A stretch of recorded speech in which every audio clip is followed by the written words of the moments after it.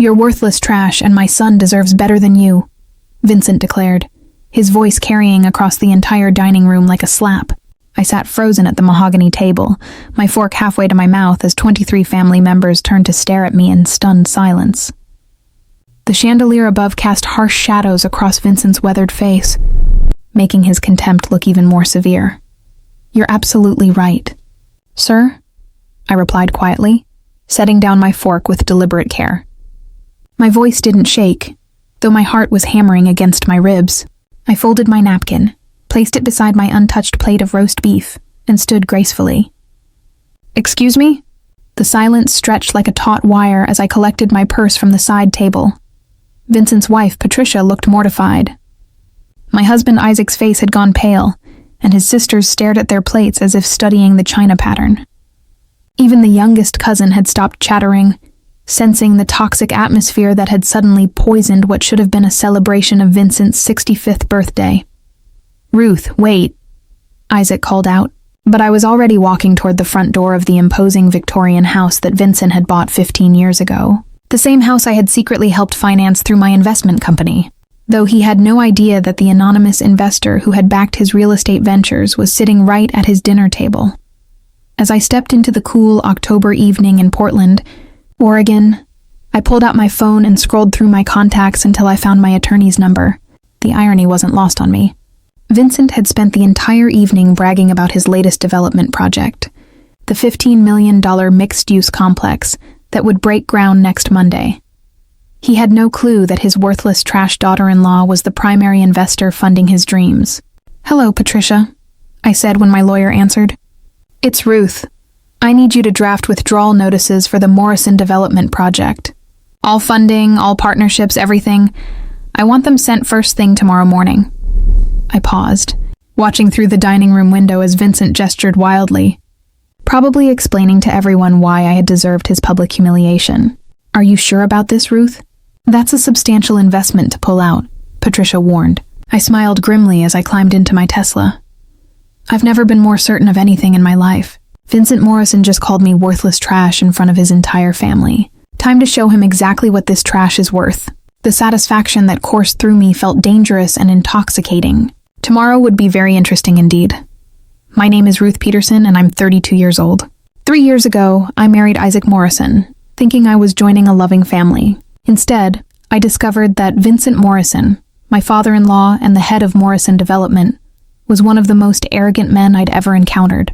He owned several commercial properties throughout Portland and considered himself a real estate mogul, though his recent projects had been struggling until an anonymous investor had started backing him 18 months ago. What Vincent didn't know was that his anonymous savior was Crystalia Holdings, the investment firm I had built from the ground up after graduating from business school. I specialized in strategic commercial real estate investments, and my company managed over $50 million in assets. When Isaac and I started dating, I kept my business life completely separate from our relationship. Isaac knew I worked in finance, but he assumed I was just another analyst at some corporate firm. The irony was delicious. Vincent constantly lectured me about finding real work and contributing something meaningful to society. He had no idea that his daughter-in-law's company had been quietly purchasing distressed properties throughout the Pacific Northwest, renovating them and selling them for substantial profits. More importantly, he had no clue that when his own development company had been hemorrhaging money 2 years ago, Crystalia Holdings had stepped in as an anonymous investor to keep him afloat. Vincent's current obsession was the Crown Plaza development, a mixed-use project featuring luxury condominiums, retail spaces, and office buildings in downtown Portland. The project required significant capital, complex permits, and partnerships with multiple contractors and city officials. For the past year, he had been bragging to anyone who would listen about how he had secured this mysterious investor who believed in his vision. That mysterious investor was me. Through my company, I had provided $2.3 million in funding, secured the necessary permits through my connections in city planning, and arranged partnerships with 3 major construction firms who regularly worked with Crystalia Holdings. Vincent thought his charm and business acumen had attracted this investor. In reality, I had been quietly studying his projects, seeing their potential, and deciding that backing him would be profitable for my portfolio. Isaac had been kept completely in the dark about my involvement in his father's business. I knew that Vincent would never accept help from his daughter-in-law, especially not from someone he considered beneath his family's social standing. So, I maintained the facade of being just another housewife, while secretly managing millions of dollars in investments from my home office. The arrangement had worked perfectly until tonight. Vincent's latest project was scheduled to break ground on Monday, and he had invited the entire family to celebrate his success. He had even prepared a speech thanking his mysterious investor, never dreaming that she was sitting right across from him, enduring his casual insults and condescending remarks about women who didn't understand business. Now, as I drove home through Portland's quiet streets, I felt a savage satisfaction building in my chest. Vincent was about to learn a very expensive lesson about treating people with respect.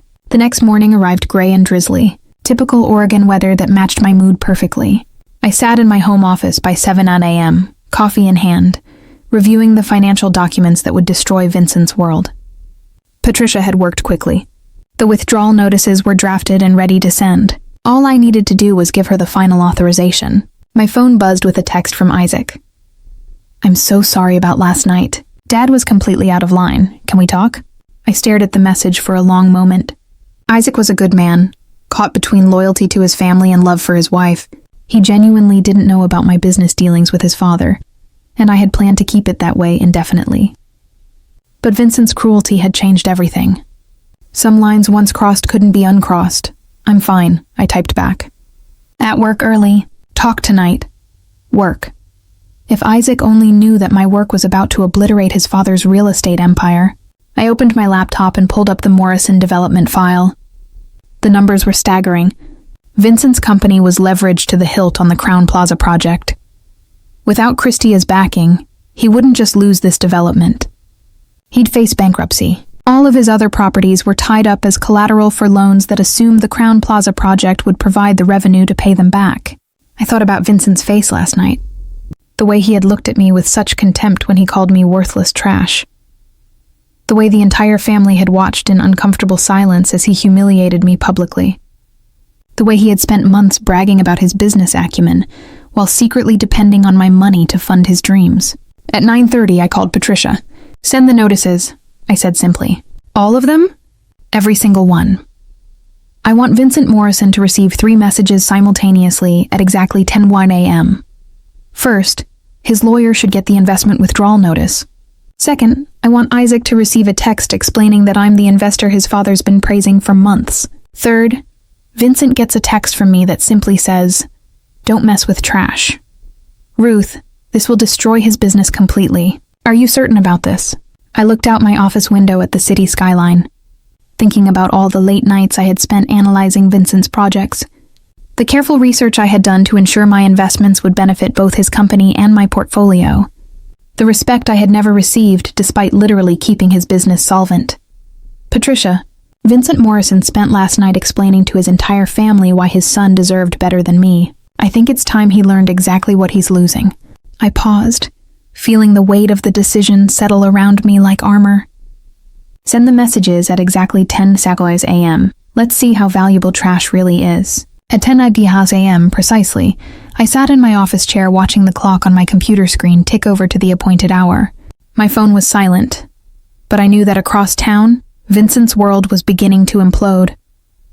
I imagined him in his office, probably reviewing construction schedules and congratulating himself on his business genius, completely unaware that 3 devastating messages were landing in various inboxes at that exact moment. My own phone remained quiet for exactly 7 minutes. Then Isaac called. "Ruth." His voice was breathless, almost frantic. "I just got the most insane text message. It says, 'You're the anonymous investor Dad's been working with.' That can't be right. That's impossible." I leaned back in my leather chair, feeling remarkably calm. "Why is it impossible, Isaac?" "Because that investor put over $2 million into Dad's projects. You work for some finance company. You can't possibly have that kind of money." He paused, and I could hear traffic in the background. "Ruth, please tell me this is some kind of mistake." "It's not a mistake." I kept my voice gentle but firm. "Isaac, I own Christia Holdings. I've been running my own investment company for 5 years. Your father's development projects have been part of my portfolio for the past 18 months. The silence stretched so long I thought the call had dropped. Finally, Isaac whispered, "You've been supporting Dad's business this whole time." "Financially, yes. I saw the potential in his projects and decided they were good investments. Your father never knew because I kept my involvement anonymous through my company. I thought it would be easier that way." Jesus Christ, Ruth.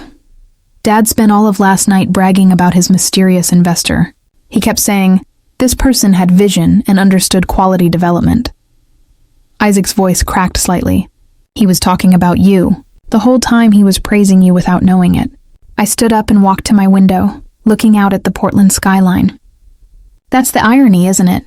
Vincent spent months telling everyone how brilliant and visionary his investor was, while simultaneously treating his investor's wife like garbage at family dinners. "Ruth, what did you do?" That text mentioned withdrawal notices. My phone buzzed with another call. Vincent's name appeared on the screen. "Isaac, your father is calling me. I think he's just figured out what happened. Don't answer it. Please. Let's talk about this first." But I was already declining Vincent's call and opening my laptop to check my email. Sure enough, there was a frantic message from Vincent's lawyer, followed by 2 more from Vincent himself, each more desperate than the last. "Isaac, your father is about to learn a very expensive lesson about respect. The Crown Plaza project is dead. Without my funding, he can't make his loan payments. His other properties are going to be foreclosed on within 60 days. I paused, letting the weight of it sink in. The trash he humiliated last night was the only thing keeping his business empire from collapsing. "Ruth, he's my father. Can I what? Continue to financially support a man who called me worthless trash in front of your entire family? Continue to let him take credit for success that was built on my money while he treats me like I'm beneath his notice?" My voice grew harder. "Isaac, I love you, but I will not be insulted and degraded by someone who is literally living off my investments." My phone buzzed again. This time, it was a text from Vincent. "We need to talk immediately. There's been a misunderstanding." I showed Isaac the message during our video call. "There's no misunderstanding, Isaac. Your father showed me exactly what he thinks of me. Now I'm showing him exactly what I think of him." 20 minutes later, my office door burst open without a knock. Vincent stood there, his face flushed and his normally perfect silver hair disheveled. Behind him, looking mortified, stood Isaac. I tried to stop him, Isaac said weakly. Vincent stormed to my desk, his eyes wild with panic and rage. "This is impossible. You can't be Castalia Holdings. That's a major investment firm." I gestured to the chair across from my desk. "Please sit down, Vincent. Or would you prefer I call you Mr. Morrison, since we're apparently conducting business now?" He remained standing, his hands gripping the back of the chair until his knuckles turned white. "Ruth, there has to be some explanation. You're a housewife. You don't have millions of dollars." I opened my laptop and turned it toward him, showing the Castalia Holdings website with my photo and biography prominently displayed.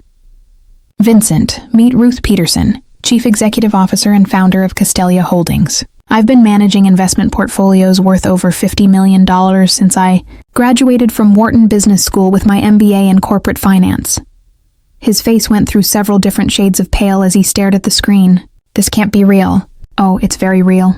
Would you like to see the investment records? I can show you exactly where your company would be without my funding."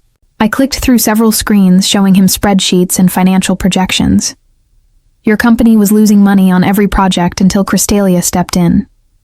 We provided the capital, the permits, the contractor relationships, and the city planning connections that made your recent success possible." Vincent collapsed into the chair, his arrogance finally cracking. "But you never said anything. At family dinners, you just sat there. I sat there and listened to you lecture me about finding real work. I sat there while you told me I needed to contribute something meaningful to society. I sat there while you bragged about your business acumen and your mysterious investor who had such great vision." I leaned forward. "Vincent, I was sitting there funding your entire lifestyle while you told me I was worthless." Isaac, who had been standing by the door in stunned silence, finally spoke up. "Dad, Ruth has been supporting your business for over a year. Every success you've had lately, every project you've bragged about, it was all possible because of her money." Vincent looked between us, his face a mask of confusion and growing horror. "The Crown Plaza project. Dead," I said simply. "I withdrew all funding this morning. Your contractors received cancellation notices an hour ago. The city planning office has been informed that Castelia Holdings is no longer backing the project, which means your expedited permits are void. Ruth, please, you can't do this. I have contracts, commitments. The groundbreaking is Monday. I stood up and walked around my desk to face him directly. Vincent, last night you called me worthless trash in front of your entire family. You declared that your son deserved better than me. You humiliated me publicly and expected me to just accept it. I paused, watching his face crumple as the full implications hit him. Well, your son does deserve better. Better than a father who doesn't recognize that his daughter-in-law has been keeping his business afloat while he treats her like garbage. Vincent's phone started ringing incessantly. That's probably your other contractors, I said helpfully.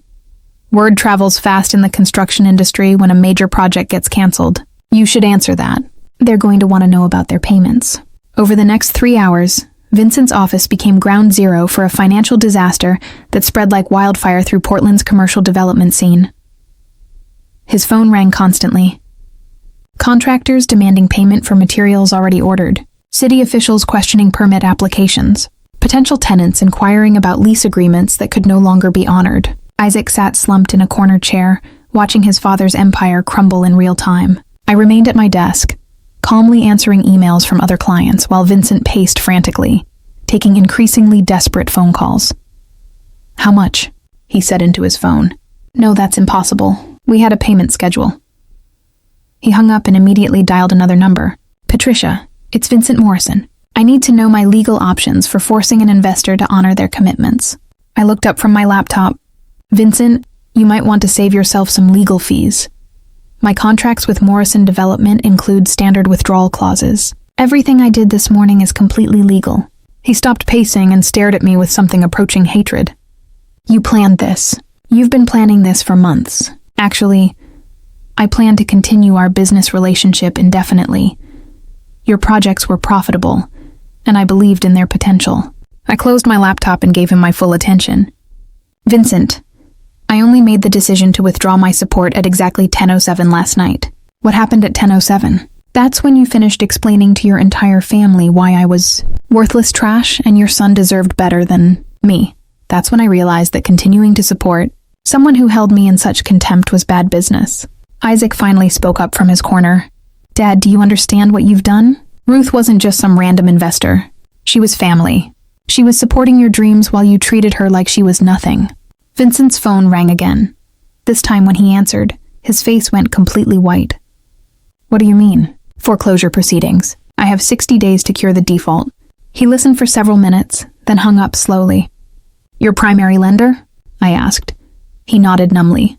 Morrison Development used the Crown Plaza project as collateral for loans on 3 other properties. Without that project, the bank is calling in all the loans immediately. I felt a flicker of something that might have been sympathy, but it died quickly when I remembered the look of disgust on his face as he called me trash. Vincent, your company's financial structure was built on the assumption that my investment would continue long-term. When you remove the foundation, the entire building collapses. Ruth, please. I'll apologize to the family. I'll make it right.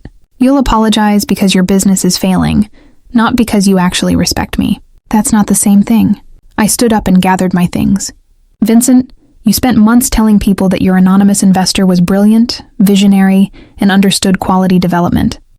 You praised this person's business instincts and financial acumen. You never once considered that the woman you were dismissing as worthless trash at family dinners might be that same person. I walked to the door, then turned back.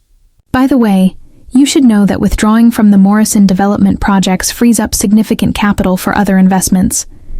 I'm meeting with 3 new development companies next week. Portland's commercial real estate market is booming, and there are plenty of developers who understand the value of treating their investors with respect. Vincent's phone was ringing again as I left his office.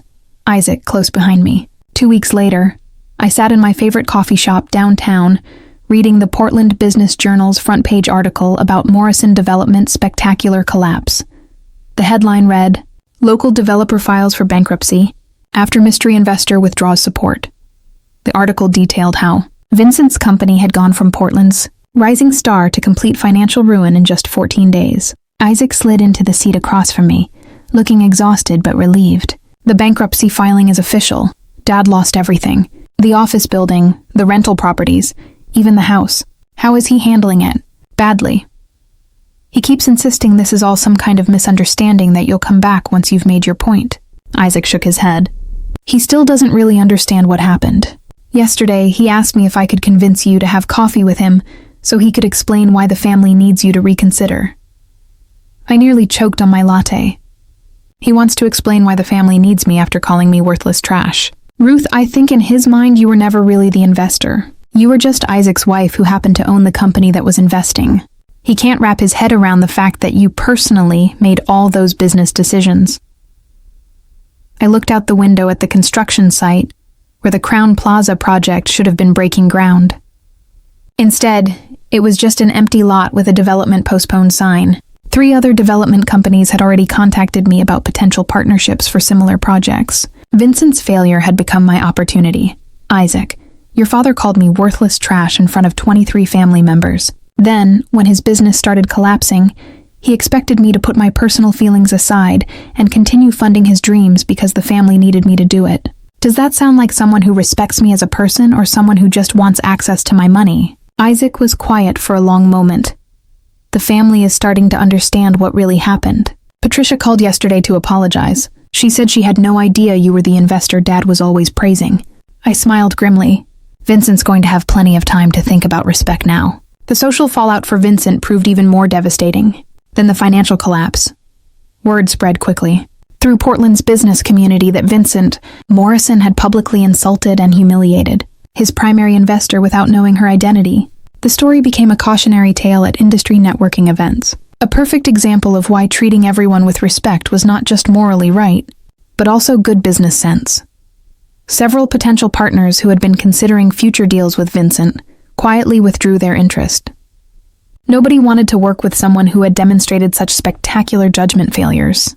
The fact that he had called his own daughter-in-law worthless trash while she was secretly funding his entire operation made him appear both cruel and incompetent. Vincent's attempts to rebuild were hampered by his reputation. Every meeting began with uncomfortable questions about the Crystalia holding situation. Potential investors wanted to know how he had failed to recognize his primary financial backer and whether he could be trusted to maintain professional relationships going forward. 6 months after that disastrous family dinner, Isaac and I attended his cousin's wedding, one of the few family events where Vincent wasn't present. Patricia Morrison approached me during the reception looking genuinely remorseful. Ruth, I wanted you to know how sorry I am about that night. Vincent was completely wrong, and the family knows it now. We also know that you were incredibly generous to support his business for so long. I accepted her apology graciously, but the damage to family relationships was permanent. Vincent had revealed his true character that night, and his subsequent attempts to win me back were motivated by financial desperation rather than genuine respect. The trash he had dismissed so coy had proven to be worth more than his entire business empire. That lesson would follow him for the rest of his career. Vincent Morrison's life never recovered from the cascade of failures that followed his decision to publicly humiliate me. The bankruptcy destroyed not only his business, but his standing in Portland's development community, where he became known as the man who called his anonymous investor worthless trash and lost everything as a result. His marriage to Patricia crumbled under the financial stress and social embarrassment, and his relationships with his children were permanently damaged when they learned he had been surviving on money from the daughter-in-law he had so cruelly attacked. Attempts to start new ventures failed repeatedly, as potential partners and investors questioned his judgment and character, leaving him to work for other developers in junior positions. A humbling fall for someone who had once owned multiple properties and commanded respect throughout the city. His isolation deepened as former friends and business associates distanced themselves from the cautionary tale he had become. As I signed the contracts for my latest acquisition, a downtown office complex that would house 3 growing tech companies, I reflected on how Vincent's cruelty had ultimately freed me from supporting someone who confused my generosity with weakness. The revenge had been perfect, not because I had plotted it, but because I had simply stopped enabling someone who didn't value me, allowing natural consequences to reveal the true worth of both his character and his business acumen. Sometimes the most powerful response to being called trash is simply walking away and letting people discover what they've actually thrown away.